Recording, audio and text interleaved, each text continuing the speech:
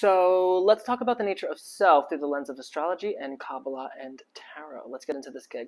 So it's Aries season, right? And Aries is one of my favorite signs, the Emperor.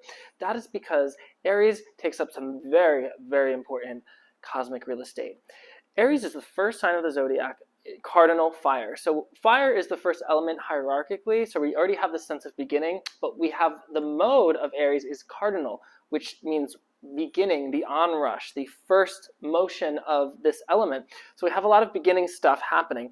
Not only that, but the motto of Aries is I am. And we know that I am is a really esoteric punchline. It's the answer that God gave Moses when Moses asked the burning bush, what are you? God said, I am that I am. And in very esoteric, divinely paradoxical fashion, it says so much, but it also says nothing.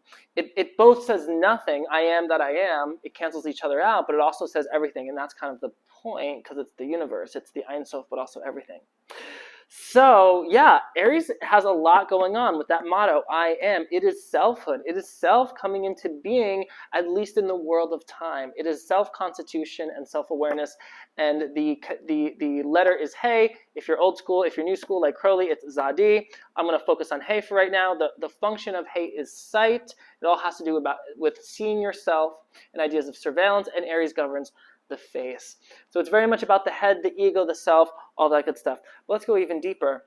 Aries is ruled by Mars, and the sun is exalted.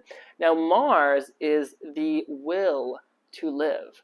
It is also destruction and war and adrenaline, but more specifically, all of that applied within the will to live. So we have more ideas of surviving, and in some ways like self-proclaiming and owning your power. Now the sun is exalted. The sun is the ego.